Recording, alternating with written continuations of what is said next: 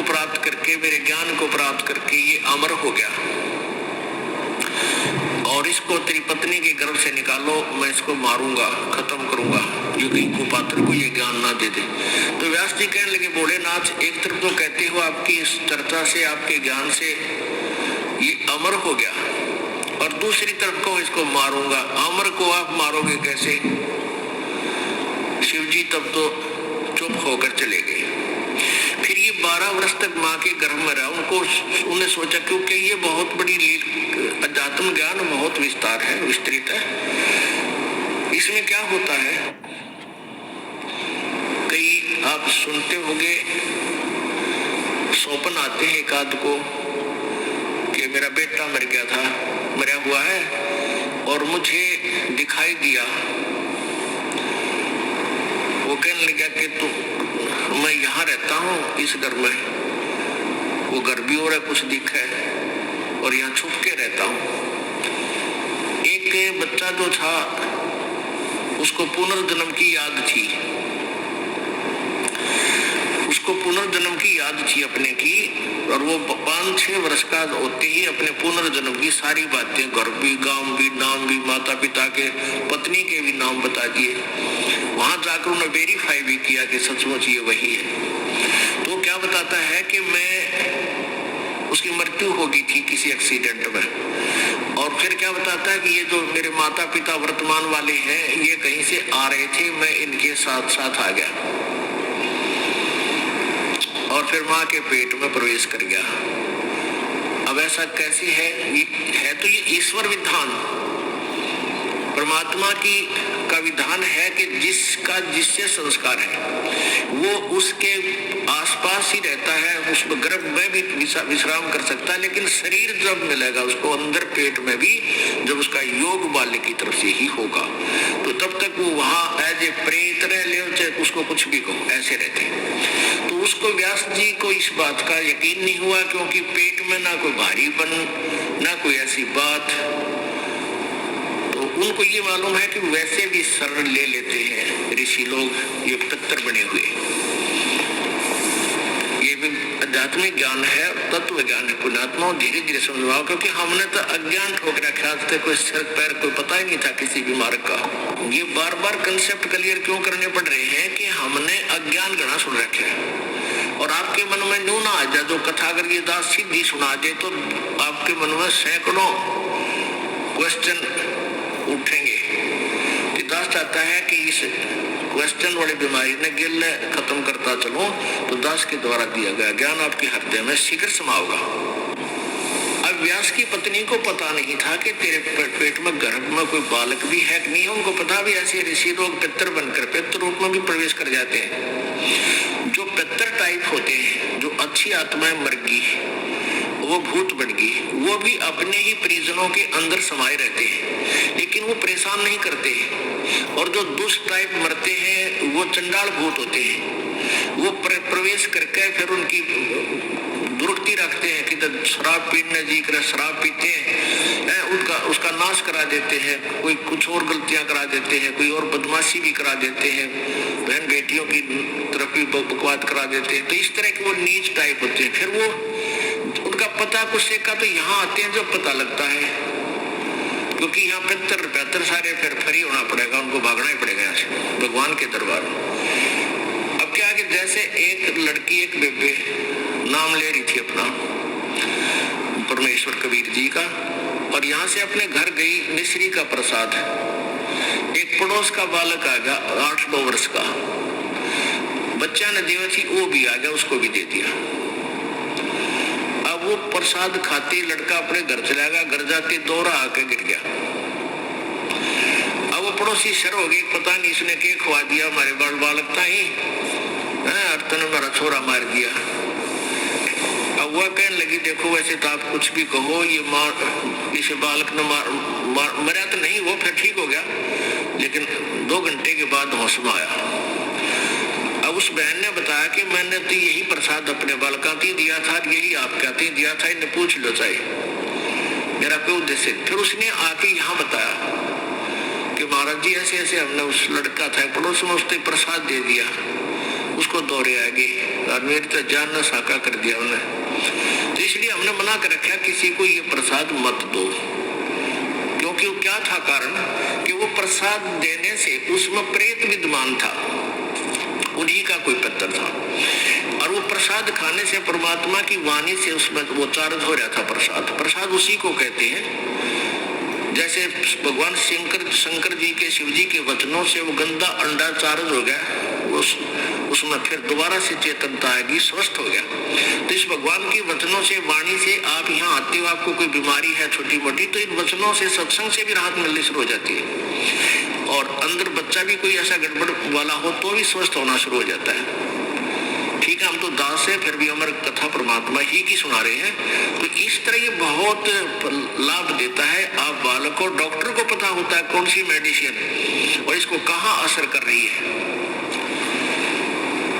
वो क्या था, मैंने उसको बताया, बेटी उसमें प्रेत था, अरे प्रसाद खाने उसका लागे लठ, वो छोरे मत निकलना नहीं चाहा था, वो इस तरह बेहोश हो गया, फिर वो छोड़कर उसमें से निकलना पड़ा, फिर वो लड़का होश में आ गया। तो ऐसी गलती मत करो, तुम बदनाम भी हो गए। उनको कोशिश करो फिर समझाने की, नाम दिलाने की, अपने मित्रों को, भाई बहनों को, पड़ोसियों को, क्योंकि मालिक के दरबार में फिर ये नहीं रहते। तो कहने का भाव दास का ये है कि ऐसी स्थिति में सुखदेव जी उसके गर्भ में पहुंच गया, और गर्भ धारण चाहे 10 दिन बाद हुआ हो, शरीर तैयार होना शुरू हुआ, फिर वो उसमें प्रवेश कर जाते। शरीर जो बनना शुरू हुआ माता पिता का योग से, तो उसमें फिर वो जो शरीर में अंग कुछ ऐसी भी होता है कि महीने 2 महीने 20 दिन के बाद भी प्रवेश कर जाती है। तो जो आत्मा सिद्धि युक्त होती है, ईश्वरीय शक्ति युक्त होती है। जैसे बहुत से प्रमाण है कि एक ये बताते हैं ना, एक 1000 वर्ष तक जीवित रहा। वो क्या करते थे, भक्ति करते रहते और अपने प्राणों को रोक कर रखते, समाधिस्थ रहते, 10वें द्वार पर श्वास रोक लेते हैं काफी समय तक। तो इस प्रकार उनकी आयु बढ़ जाती है, लेकिन शरीर की नहीं बढ़ती। वो शरीर नष्ट होता दिखा, वो छोड़ दिया। वो क्या, कई कुछ ऐसे कबीले हैं जो जल प्रवाह कर देते हैं, अपने कोई मृत्यु को प्राप्त हो जाता है बेटा या बेटी, तो वो क्या करते थे ऋषि, कोई युवा शरीर आ रहा होता है ऐसे बहता हुआ, तो उसमें प्रवेश कर जाते हैं। या जैसे कोई उठाकर ले जा रहे हैं, मृत्यु जवान लड़का मर गया, उसको स्वाह करने जा रहे हैं, और वहां जाकर के वो सिद्ध पुरुष देख लेता है, अपना शरीर छोड़कर वो घूमता रहता है। युवा लड़का देखा, उसमें प्रवेश कर गया, फिर वो कई कहते हैं भाई वो तो जीवित हो गया, तो वो वहां उठकर वापस आ जाते। कुछ एक का वैसे भी संस्कार ऐसे हो जाते हैं कि वो वैसे भी स्वयं भी जीवित हो जाते हैं। तो ऐसे वो ऋषि लोग क्या करते थे, उस युवा शरीर में प्रवेश करके अपने फिर साधन करने के लिए निकल जाते थे। ऐसे काफी समय तक ये चलती, एक सिद्धि होती है जो दूसरे में प्रवेश कर सकता है। तो इस प्रकार ये आध्यात्मिक ज्ञान आपने समझना है। अब सुखदेव ऋषि 12 वर्ष का हो गया, माँ के गर्भ 12 वर्ष तक बाहर नहीं आया। अब ब्रह्मा विष्णु महेश दोनों आए, और तीनों आए, ब्रह्मा विष्णु महेश तीनों ने आकर कहा कि व्यास की पत्नी, आपके गर्भ में एक बालक है, उसको हम बात करना चाहते हैं। वो 12 वर्ष से आपके गर्भ में बाहर नहीं आ रहा। तब उसकी व्यास की पत्नी ने कहा कि मुझे तो ऐसा आभास ही नहीं हो रहा कि मेरे पेट में बालक है। तब व्यास, उसने शंकर भगवान ने कहा कि मैं उस दिन आया था, ये उसी दिन के बाद कुछ दिन के उपरांत इसने तेरे पेट में शरीर धारण कर लिया है। तब उन्होंने वार्ता की सुखदेव से। ब्रह्मा विष्णु महेश ने कहा कि सुखदेव बाहर आजा महात्मा भक्त, अब 12 वर्ष तक माँ बच्चों को गर्भ में रखेंगी, ये हमारी परंपरा बिगड़ रही है भाई। 9 महीने मुश्किल हो जाते एक माँ ने बच्चे को पेट में रखना, और ये तूने तो रिवाज बदल दी हमारी। 12 वर्ष तक अगर पेट में सारे रहने लगे तो समस्या पैदा हो जाएगी, तू बाहर आ जा। अब सुखदेव ऋषि बोला कि भगवान आप बाहर आते आते ही आप हमें अचेत कर देते हो, फिर हमें कुछ भी सुध नहीं रहती। अब मुझे पता है कि मनुष्य जीवन कितना कीमती होता है। ये केवल परमात्मा पाने के लिए, आत्म कल्याण कराने के लिए मिलता है, और बाहर आने के बाद किसी को कुछ भी सुध आपके इन गुणों के द्वारा अचेत कर देने से किसी को भी नहीं रहती। आप अपने इन गुणों को रोक लो, अपनी इस त्रिगुणमयी माया को स्टॉप करो, कुछ देर के लिए बंद करो, तब मैं बाहर आऊं। अब ब्रह्मा विष्णु महेश बोले, भाई इतनी तो हमारी भी पावर को नहीं, हमें इसने रोक सके। हम 1 सेकंड का भी 10वां हिस्सा इतनी देर रोक सकते हैं, इससे ज्यादा हमारी पावर नहीं हम इसको रोक सके। तो सुखदेव जी बोले, इतना रोक लो तुम। कहते हैं, तीनों देवा थम भी माया, और सुखदेव उधर से बाहर आया।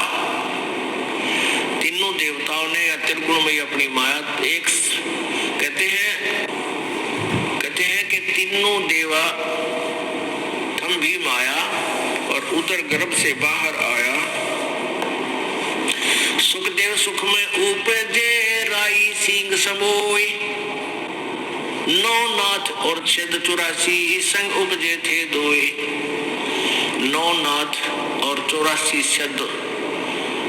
अब क्या बताते हैं कि सुखदेव सुख से उपजे राई सिंह समोय।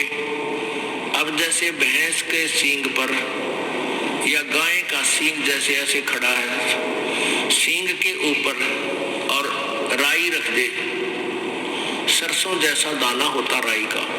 ये केवल पहले ऐसे ही एग्जाम्पल हुआ करते, इस तरह की ही जो ना कथाएं होती थी, इस तरह की कहानियां होती थी। तो क्या कहा था भगवान, इन तीनों भगवानों ने कहा था कि इतनी देर हम माया रोक सकते हैं, अपनी त्रिगुणमयी माया।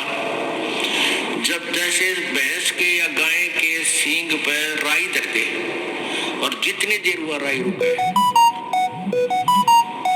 यानी बस ये समझ लो इतनी देर।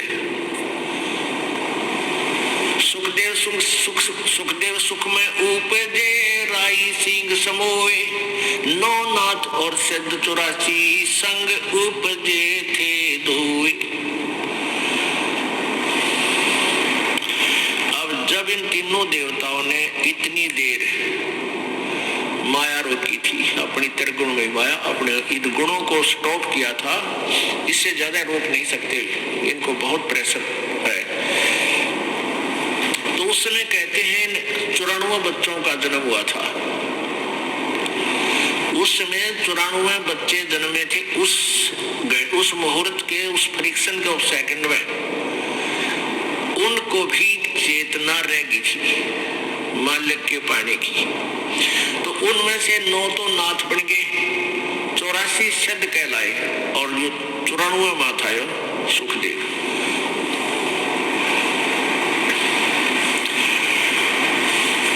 तो सुखदेव जी बाहर आए, उठकर अपनी कमर पे अपनी और नालियों की नो टांग के घेर के कंधे पर स्पीड खींच दी, चल पड़े। अब पुत्र के बारे में, पुत्र का मोह और पुत्र प्राप्ति बड़े सौभाग्य से मानी जाती है, जैसा कि इन लोक वेद वाले ने सबके घर ये इंजेक्शन ला रखा है, और सभी पुत्र की इंतजार करते थे। तो 12 वर्ष बाद देखी, 12 वर्ष के बाद पुत्र आने वाला है। इस खुशी में व्यास जी फूला नहीं समाए, मेरा बेटा होगा, मेरा बेटा होगा। बेटा हुआ और बेटा उठ कर चल पड़ा। तो व्यास ने कहा, अरे पुत्र, ए पुत्र, एक बार सकलता दिखा दे, न मैं तू चाल पड़ा, तेरे लिए मैं 12 कितने दिनों से पटक रहा था, मैं मेरा पुत्र नहीं हुआ, क्या को बालक नहीं हो रहा था। तब पीछे से ही कहता है वो सुखदेव, एक लेवा एक देवा दूतम, कोई किसी का पिता नहीं पूतम, ऋण संबंध जुड़ा एक ठाठा, अंश में सब 12 बाटा।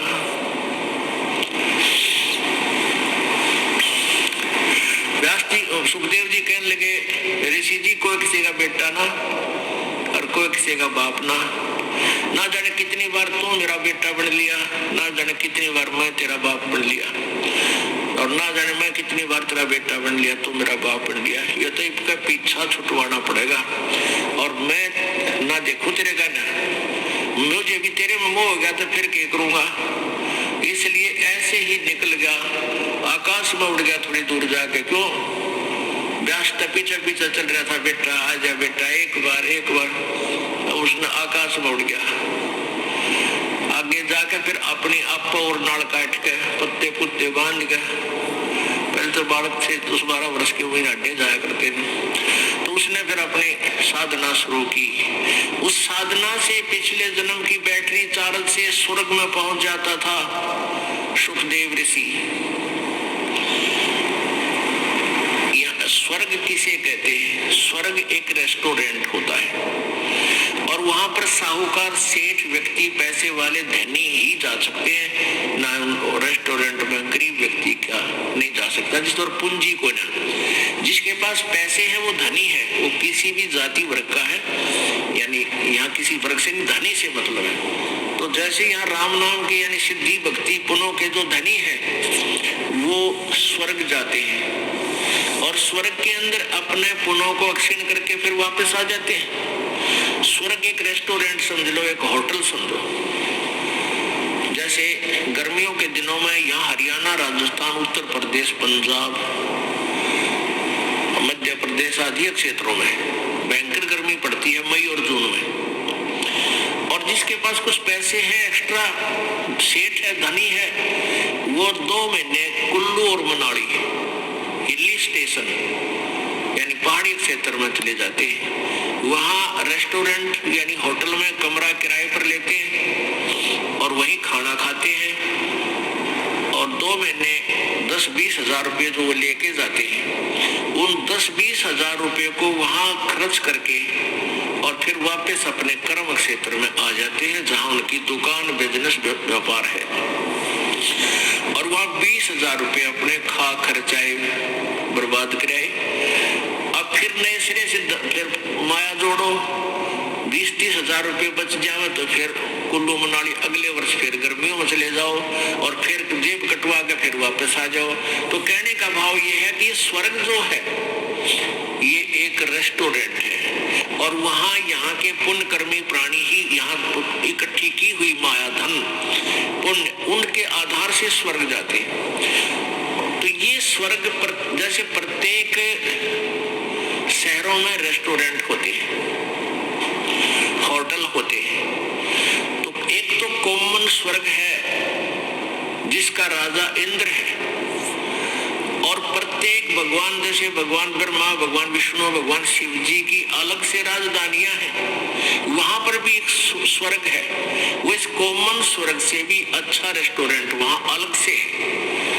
सब जगह ऐसा उन्होंने अलग से अपना, जो इनके जैसे विष्णु जी के उपासक हैं वो विष्णु लोक में चले जाते हैं, वहां उनका रेस्टोरेंट बना रखा है, खाओ खर्चो मौज, यहाँ करो मौज।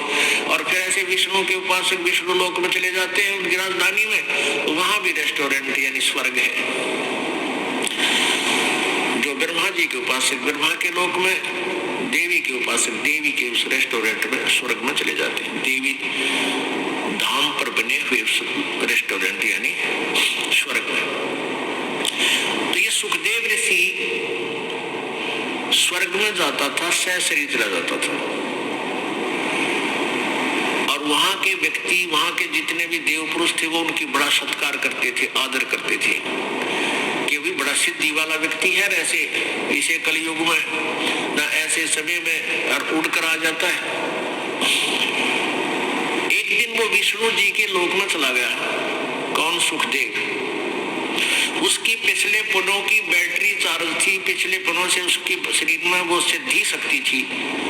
एक सिद्धि आकाश से उड़ जाई, एक सिद्धि जल पैर न लाई, एक सिद्धि कुछ खावन पीवे, एक सिद्धि जो बहुत जीवे। इस तरह 24 सिद्धियां हैं, उनमें से एक आकाश में उड़ जाने वाली सिद्धि सुखदेव को प्राप्त हुई, और हल्दी की गांठ से पंसारी बन गया, महर्षि सिद्ध बन गया। अब वो विष्णु लोक में पहुंच गया, जो कारण अला अला वो वहां पहुंच गया। अब जो ही विष्णु लोक में वो पहुंचा तो वहां स्वर्ग में पहुंचा, उस रेस्टोरेंट यानी रेस्ट हाउस में, वो वीआईपी रेस्ट हाउस।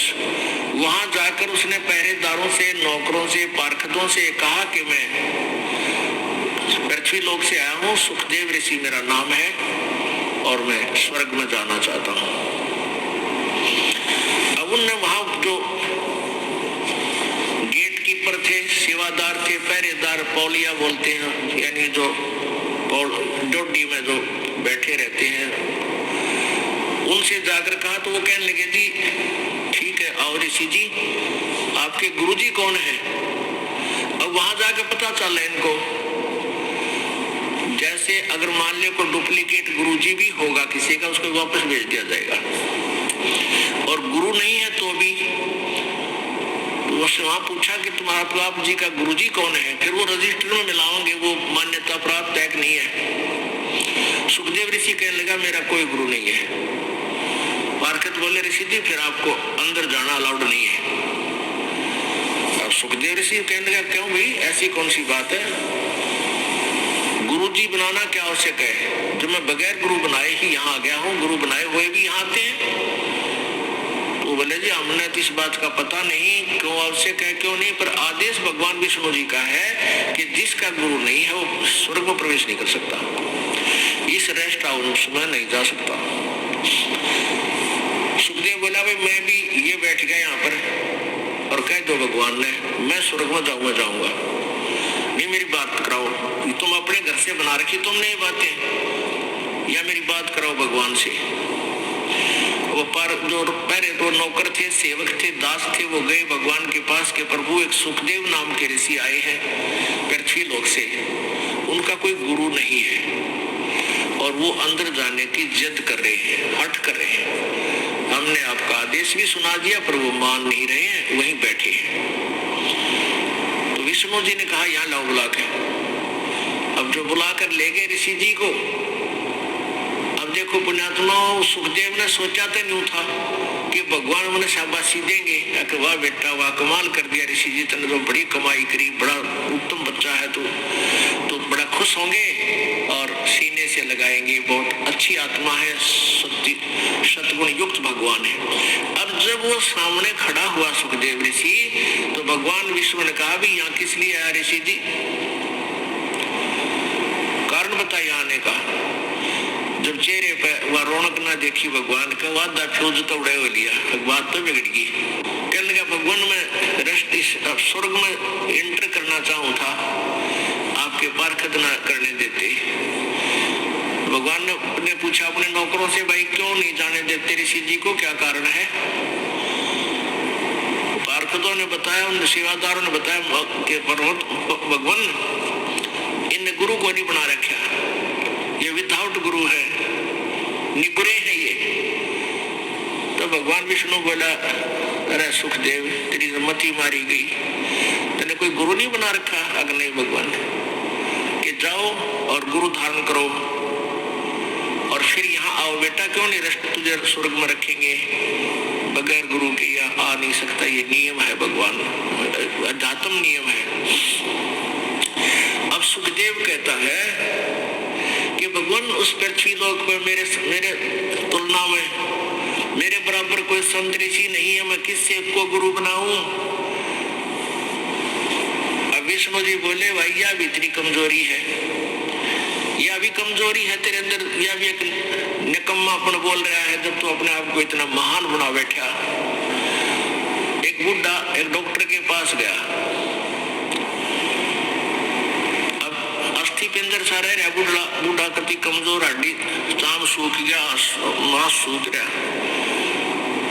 डॉक्टर से कहने लगा डॉक्टर जी मैं जब खड़ा होता हूँ मुझे चक्कर आवे हैं, चक्कर से आते हैं। तो डॉक्टर ने देख लिया अस्थि पिंजर रह रहा बूढ़ा, तो बोला बाबा जी तेरा कमजोरी है, यानी शारीरिक वीकनेस है, यानी आपका शारीरिक कमजोरी है, ताकत कोई ना रही, बुढ़ापा आ गया। मेरी पिंडियां में दर्द हुए है, पिंडी भड़कन यानी पिंडलियों में पीड़ा रहती है, डॉक्टर बोला कमजोरी है।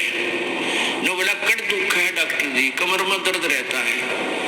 डॉक्टर बोला कमजोरी है। और बूढ़ा छोम आ गया, गुस्सा हो गया, बोला तू डॉक्टर है गम चक्कर, एक के बाद जा रहा है कमजोरी है कमजोरी है, और भी क्यों लाल हो गया। डॉक्टर बोला बाबा यह भी कमजोरी है, क्योंकि कमजोर आदमी ने गुस्सा गड़ा है, जिसमें शारीरिक बल नहीं होता उसमें क्रोध भी गड़ा हो सकता, तो यह भी एक कमजोरी है तेरी के लक्षण है। तो उस समय भगवान से विष्णु ने कहा कि यह भी तेरी कमजोरी है सुखदेव, जो तू अपने आप को एक मान रहा है। अरे महान तो एक है संसार में, वो परम पिता, और दूसरा अपने आप को इतना अंडी मान है, वो निकम्मा आदमी है, घोर निकम्मा, और निकल जाए यहाँ से। और कहा अब जाके राजा जनक को गुरु बना, राजा जनक से उपदेश ले, वो आज के वक्त में मेरे सत्र का और स्वर्ग सत्र का वो मान्यता प्राप्त गुरु है। अब वहां से तो मुंह लटका कर चल पड़ा, अब आ गया उस इंद्र वाले स्वर्ग में, कोमल स्वर्ग में।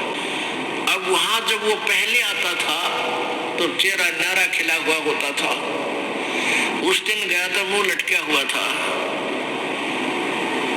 अब वहां बैठे देवताओं ने पूछा कि आओ महात्मा जी, महर्षि जी, आज किस टेंशन में हो आप, क्या चिंता है आपको। अब सुखदेव ऋषि कहने लगा भाई महापुरुषों चिंता का कमी ना रही चिंता की, तो मैं ऐसे ऐसे विष्णु जी के पास गया था भगवान के लोक में, और वहां मुझे स्वर्ग में रहने से मना कर दिया, भगवान विष्णु जी ने भी मना कर दिया।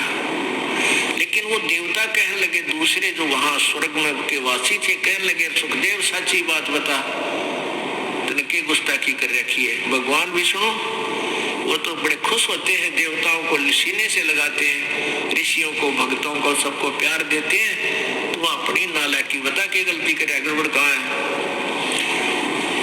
तो भगवान ने क्यों मना किया आपको मारने से। सुखदेव ऋषि कहता है कि भाई मैंने गुरु ना बना रखी, मैंने गुरु धारण नहीं कर रखा। तो वहां जितने भी काकभूषण या दूसरे ऋषि थे, नारद जी या दूसरे संत देवता बैठे थे, कहने लगे ऋषि जी तुमने तो जुल्म कर दिया। ओह अरे हम तो आपको बुद्धिमान व्यक्ति मानने थे, शायद आपने गुरु धारण कर रखा होगा इसलिए यहाँ आते थे, आगे से यहाँ भी आपको हम अच्छी दृष्टि नहीं देखेंगे अगर आपका गुरु नहीं होगा तो।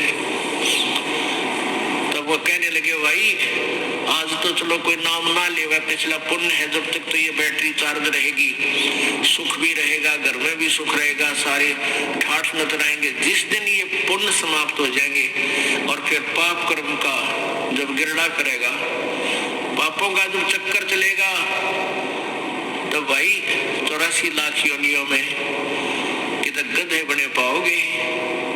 जो ही उन्होंने कहा कि 84 लाख योनियों में अगर गुरु लेकर के पुण्य बैटरी चार्ज नहीं की, गुरु से उपदेश नहीं लिया, गुरु नहीं बनाया, तो अगले जन्म में गधे की योनि में भी जा सकते हैं। तो एक आधा सख्त बोलनिया भी होता है, कहने लगे सुखदेव या 2 दिन के सोच ले, तेरी सिद्धि चार्ज हो रही है बैटरी, या खत्म हो जाएगी फिर गधा बनेगा। अब जो ही उन्होंने कहा कि गधा बनेगा तो उसको अपना पिछले जन्म पूर्व जन्म की एक कथा याद आ गई, एक जीवन याद आ गया कि उसमें वो अंधा बना हुआ था, गधा बना हुआ था और गधा भी अंधा। तब सुखदेव ऋषि ने कहा कि वो आप बात तो सही कह रहे हो, एक बार मैं गधा की योनि भोग रहा था और अंधा हो गया, मेरे मालिक कुमार ने मुझे त्याग दिया, 2 मारे लठ और कर दिया जंगल की ओर। तो मैं चल पड़ा एक पगडंडी पर, चलता चलता चलता चलता दूर जंगल में चला गया। वहां एक थोड़ा सा नाला था, उस नाले में मैं गिरने लगा, मैंने अगले पैर जब जाने लगे मैंने थोड़ा सा आगे को भागना चाहा, इतने में अगले पैर आगे से जा टिका अगले किनारे पर, पीछा टिक गया पिछले किनारे पर, पुड़ी बन गई मेरी, फिक्स हो गया, नीचे पैर टिके नहीं। तो वहां इक्का दुक्का आदमी आवा था, क्योंकि दूर स्थान होने के कारण वो मेरे ऊपर पैर रखे और पार हो जाए। उनने मैं पुल बना दिया और 1 हफ्ते तक 10 दिन तक मैं भुगत कर मरा। अब जाऊंगा और मैं तो गुरु धारण करूंगा। परमात्मा कबीर परमेश्वर जी के ज्ञान से परिचित होने के बाद आदरणीय गरीबदास साहिब जी क्या कहते हैं, भाई सुखदेव ने 84 भुगती बना पजावे खरवो, तेरी क्या बुनियाद पुरानी तू पेंडा पंथ पकड़वो। सुखदेव ने 84 भुगती बना पजावे खरवो। कि सुखदेव जैसे ऋषियों ने भी 84 लाख योनियां भोगनी पड़ी। और पजावा होता है जैसे ये कुम्हार मटके बनावे हैं, पकाते हैं, फिर वो ऊंचा होता चला जाता है तो वहां गधे के द्वारा ईंटें भी पकाते हैं। उसमें पजावे में ईंटें पकाते हैं और मटके भी पकाते हैं। तो वो उसकी राख से ऊंचा होता चला जाता है, बहुत ऊंचे, तो फिर वो ऊपर ही बनाना शुरू कर देते हैं। और नीचे से गधे के ऊपर थैला डाल के नीचे से कच्ची ईंट डाल के ऊपर ले जाते हैं। वहां जाते पक्की ईंट डाल देते हैं, कच्ची उतारते ही, और उनको नीचे ले आते हैं। यहाँ बताना चाहते हैं कि सुखदेव ने 84 लाख योनियां भोगनी पड़ी तो सत साधना नहीं कर रहे हो तुम। और बिना पजावे खरवो, खर माने गधा, और तेरी क्या बुनियाद परानी तू पेंडा पंथ पकड़वो। आपकी क्या बुनियाद है, आपकी क्या औकात है, आप वो रास्ता पकड़ो। पेंडा माने रास्ता, पंथ। अपने आत्माओं थोड़ा सा सावधानी से सुना करो सत्संग में। ये बात कहने सुनो कि ना ये कर पाड़न की है ना, नहीं, हम कोई कथावाचक नहीं है, हम आपके ये इंजेक्शन ला रहे हैं। और जो इस इंजेक्शन की दवाई ना अंदर नहीं जान दोगे, कान नामक है, इंजेक्शन लगते हैं ये, और तुम कान ठीक नहीं रखोगे, इंजेक्शन की औषधि बाहर गिर जाएगी, वो लाभ के देगी आपको। क्यों, तो यहाँ किस लिए आए, फिर आपको लाभ क्या होगा। ये मानव शरीर सदा नहीं रहेगा, और इस मानव शरीर का उद्देश्य क्या है वो आपको सत्संग से ही पता चलेगा। समाज में तो आपको जितना ज्ञान था वो आपको पता है, केवल रोजी रोटी पेट भर के धंधे तक ही वो आपको ट्रेनिंग देते हैं। अब इस कथा से आपको हर तरह से शिक्षा मिलेगी। तो क्या फिर सुखदेव ऋषि ने उन ऋषियों से कहा कि महात्माओं बात तो आपकी ठीक है और गुरु भी बनाऊंगा, लेकिन भगवान ने तो एक और समस्या पैदा कर दी। अब वो ऋषि बोले, वो देवता बोले वहां के, कहने लगे सुखदेव पहले तो तूने बोलने का बेरा नहीं। अरे भगवान समस्या पैदा करते हैं कभी, और तू उनको समस्या मानता। जो भगवान तुझे कोई वचन बताए होंगे, कोई ज्ञान दिया है, उसको तू समस्या कहता है। अब उसने क्या कहा कि भगवान ने एक समस्या और मेरे सामने खड़ी कर दी। देवता बोले क्या खड़ी कर दी भाई, ऋषि जी बताओ। कि भगवान ने कहा है कि राजा जनक से नाम ले, उनको गुरु धारण कर। अब क्या कहता है वो सुखदेव ऋषि, ठीक है अच्छी आत्मा भी थी, सिद्धि भी थी, पिछले पुण्य भी थे, लेकिन शिष्टाचार और अभिमान, शिष्टाचार नहीं था, अभिमान का भरा पड़ा था। और अभिमान इस प्राणी को किसी भी प्रकार का हो, वो भगवान से कोसों दूर रखता है। मन का खड़ा एक्सीडेंट है, जिसके अंदर जरा सा भी अहम है, अभिमान है, भगवान निकट नहीं आ सकता। ठीक है जैसा कर रहा है वो दे देगा तेरे को वैसा ही, लेकिन मालिक नहीं मिलेगा। अब क्या अभिमान था, जनक विदेही राजा भाई, कैसे शीश नवाऊं जाई। राजा जनक गृहस्थी भाई, कैसे शीश नवाऊं जाई। सुखदेव बोले वचन विवेका, हम स्त्री का मुख नहीं देखा। राजा जनक गृहस्थी भाई, कैसे शीश नवाऊं जाई। अब यहाँ बात बिगड़ी हुई, सारे इस यहीं तक सीमित है सबकी बुद्धि। अब जिसने घर त्याग दिया वो कर्म कर्म सन्यासी हो गया, बालक त्याग दिए, राज त्याग दिया, जंगल में जा बैठा, वो कर्म सन्यासी है। और जो बाल बच्चों के साथ या घर पे रहता है वो कर्म योगी है। तो जिसने कर्म सन्यास कर दिया यानी जंगल में चला गया और ब्रह्मचारी रह गया, बाल ब्रह्मचारी बचपन से, तो वो तो फिर जमाए कति आकड़ पाड़ जाए, तेरा जैसा कोई सहे कोई ना। वो इससे बात मैं टीटी पागले है कि मैं ब्रह्मचारी हूँ, मैंने स्त्री ग्रहण नहीं की है। तो ये सुखदेव में ये अवगुण और था कि मैं बाल ब्रह्मचारी हूँ, मैंने स्त्री का मुंह भी ना देखा, राजा जनक का कई रानी है और उसको गुरु कैसे बनाऊं, वो तो गृहस्थी आदमी है। इसके लिए परमात्मा का विधान बताता है, केले की कोपीन है जो फूल पान फल खाई, नर का मुख नहीं देखते जो बस्ती निकट ना जाई, वो जंगल के रोज हैं जो मनुष्यों बित के जाई, निस्दिन फिरे उजाड़ में नो परमात्मा पावे नाई। अब क्या कहते हैं भाई, एक व्यक्ति कह रहा था ना, बोला वहाँ ऋषिकेश तो ऊपर एक जंगलों में एक ऐसा महात्मा रहता है, शरीर पर नहीं वस्त्र रहता, कोई कपड़े नहीं रखता, ना खाना खाता, फूल पत्ते खाकर अपना साधना करता है और लंगोट की जगह कर केले के पत्ते बांध रहे हैं। और भाई एक दिन बस थोड़ी सी कसर रहेगी, उनके उसके दर्शन ना हुए, जो ही मैंने उनकी तरफ दृष्टि की उनका मुंह बैक हो गया और वो भाग के गुफा में जा बड़े की तो गहरे, और जब दर्शन हो जाते तो बेड़ा पार हो जाता है।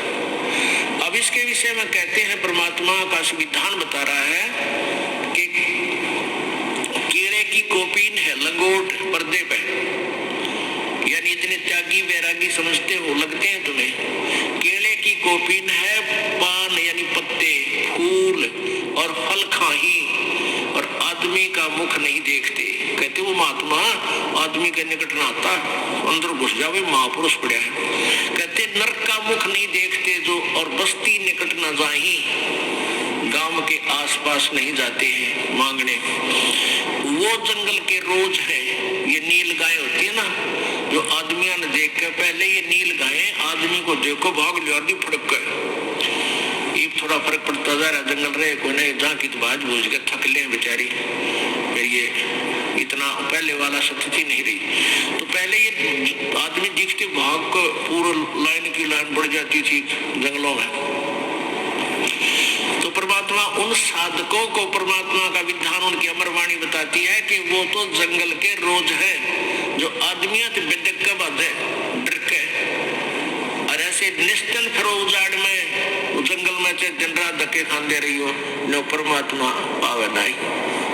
उसके पाने की विधि जारी है। फिर क्या बताते हैं, ध्रुव प्रहलाद पार होगे फिर डेरे में क्या दोष। डेरा माने गृहस्थी।